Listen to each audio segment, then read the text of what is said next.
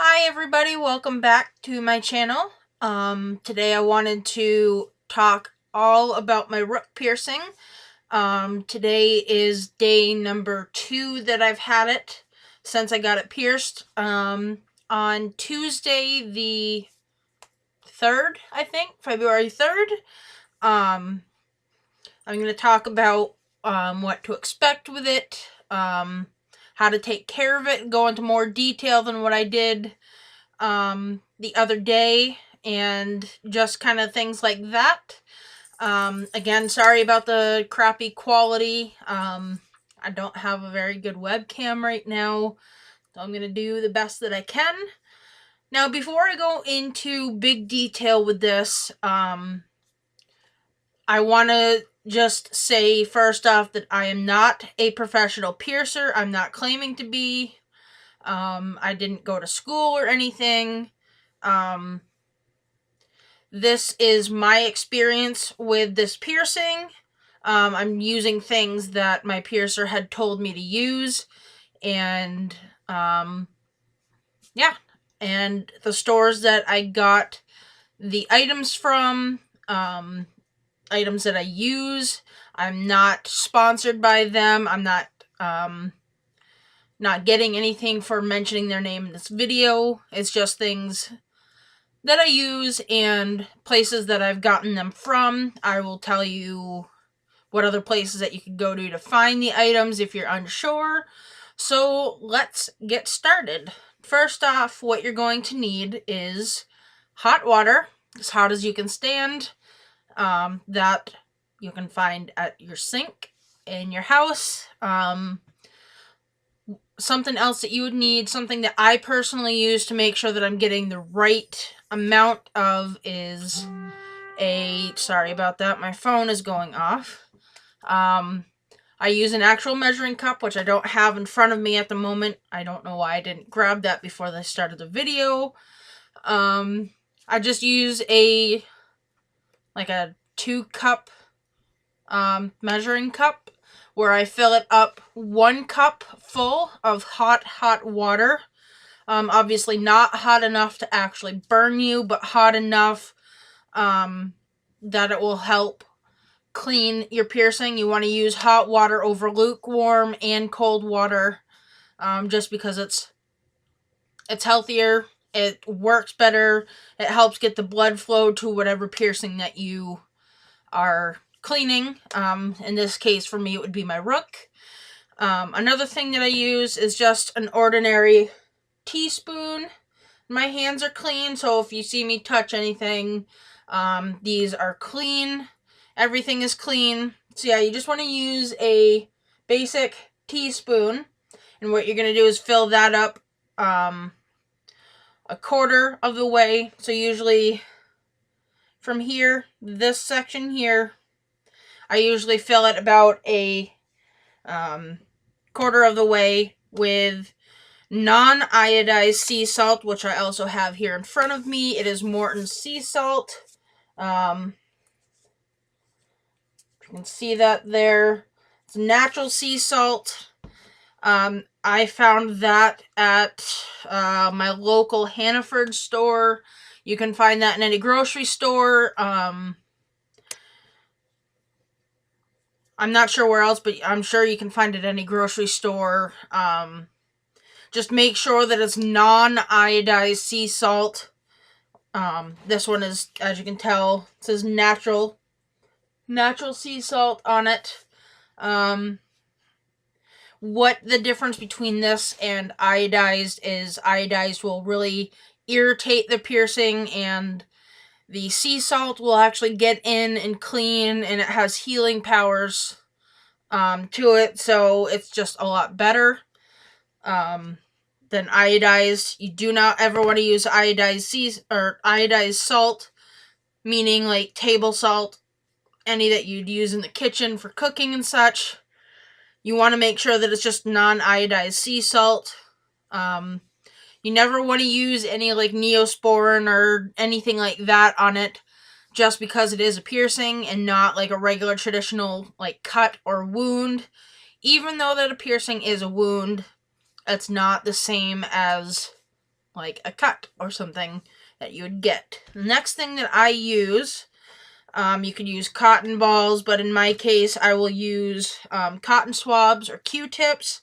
I got this at Dollar General. You can find them elsewhere. It's just a big container of Q-tips.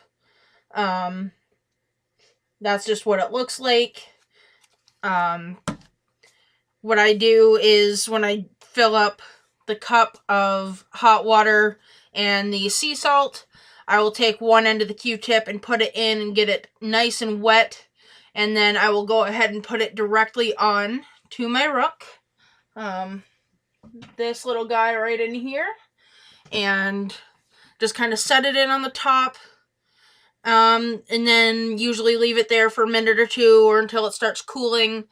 Then I will take the other end, dip it in, and put it on the bottom part, again leaving it there for a minute or two or until it starts cooling off. Then I do that probably 2 or 3 times on each end of the piercing, and then I'll take another Q-tip and I'll just kind of wipe around gently one end on the top, and then flip it over and dip it in the water again. Do the same on the bottom, just to kind of make sure that I got all the little crusties and all the blood and all of that.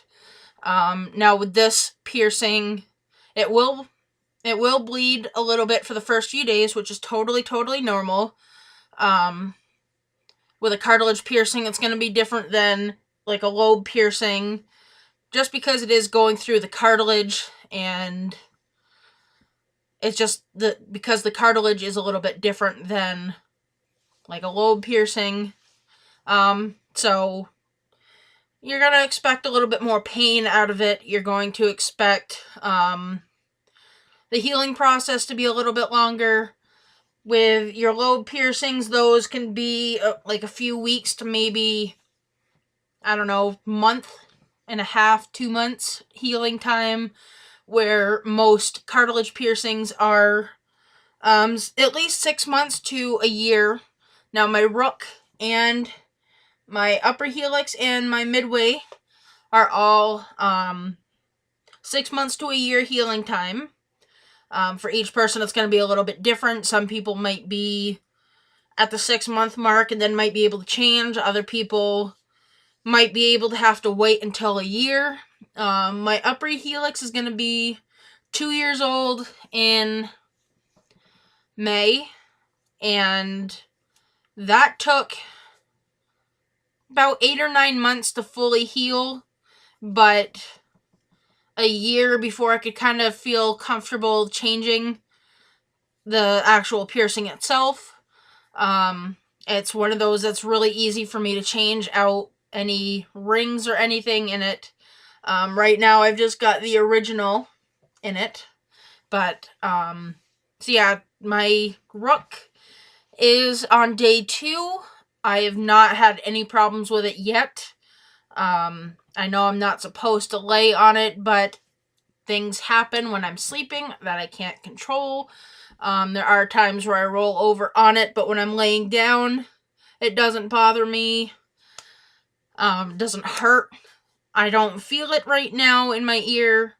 It doesn't bother me. It's not hurting. It's not sore.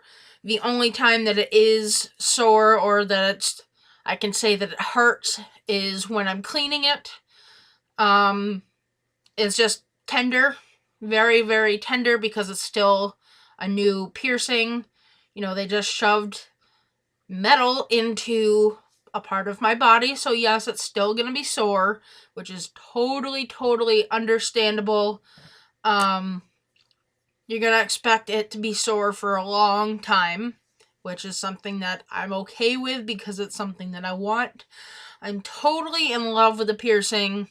I think by far it's my favorite piercing, and so far it's the easiest piercing that I've had, pain-wise and, well, not really cleaning-wise, but a little bit uncleaning. It's not, like, it doesn't take, like, forever, to stand there and clean it.